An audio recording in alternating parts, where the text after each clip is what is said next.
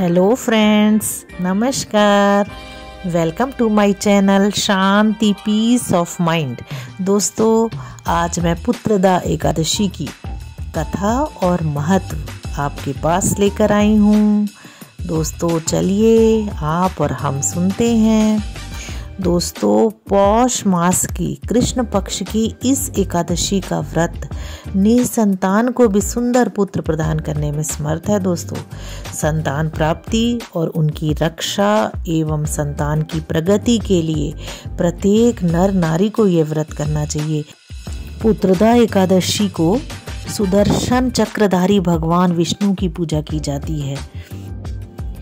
एक समय की बात है, धर्मराज युधिष्ठिर ने पूछा श्री कृष्ण जी से कि हे भगवान, कृपा करके यह बतलाइए कि पौष शुक्ल एकादशी का क्या नाम है, इसकी विधि क्या है, इसमें कौन से देवता की पूजा की जाती है।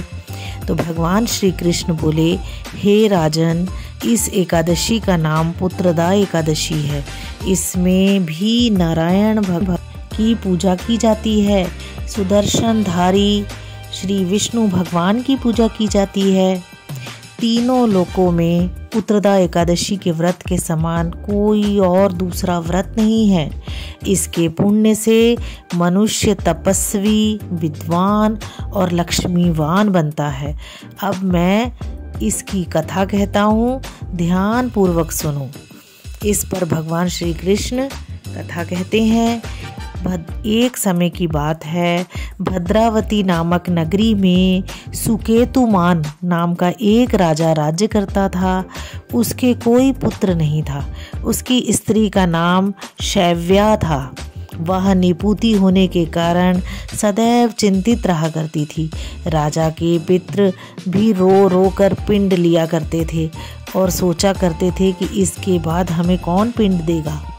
तो राजा को पुत्रहीन होने के कारण भाई, बांधव, धन, हाथी, घोड़े, राज्य और मंत्री सब कुछ होने पर भी संतुष्ट नहीं होता था।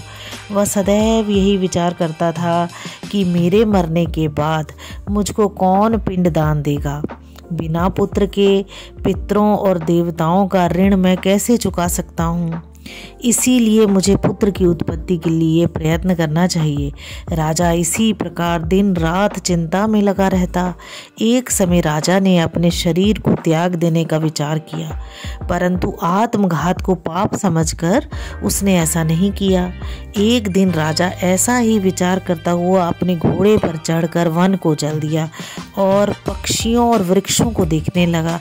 उसने देखा कि वन में मृग, व्याघ्र, सुअर, सिंह, बंदर, सर्प आदि सब भ्रमण कर रहे हैं। हाथी अपने बच्चे और हथनियों के साथ घूम रहे हैं। वन के दृश्य को देखकर राजा सोच विचार में लग गया कि इसी प्रकार दोपहर बीत गई।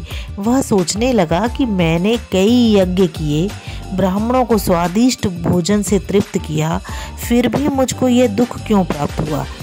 राजा प्यास के मारे अत्यंत दुखी हो गया और पानी की तलाश में इधर उधर फिरने लगा। थोड़ी दूर जाने पर राजा ने एक सरोवर देखा। उस सरोवर में कमल खिल रहे थे तथा सारस, हंस आदि विहार कर रहे थे। उस सरोवर के चारों तरफ मुनियों के आश्रम बने हुए थे। उस समय राजा के दाहिने अंग फड़कने लगा।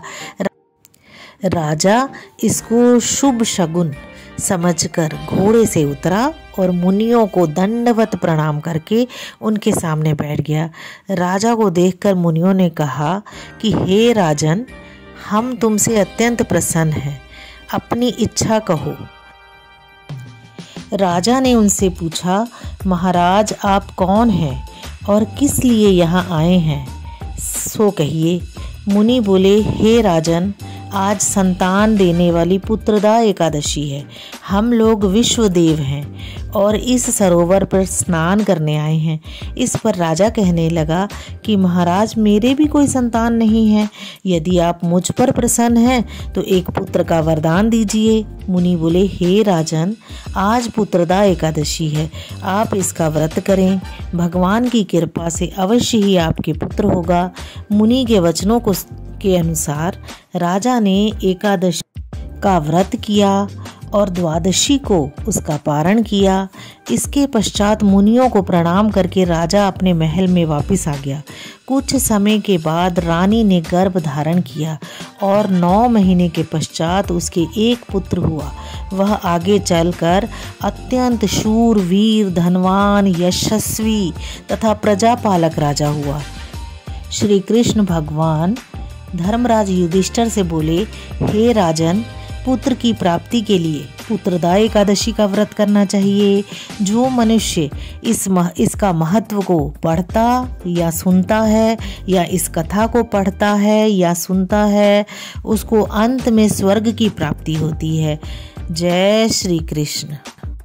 हाँ दोस्तों, अगर अभी तक आपने मेरे चैनल को सब्सक्राइब नहीं किया है तो सब्सक्राइब कीजिए, इसे लाइक कीजिए और अपने दोस्तों में भी शेयर कीजिए ताकि वे भी इसका लाभ उठा सकें।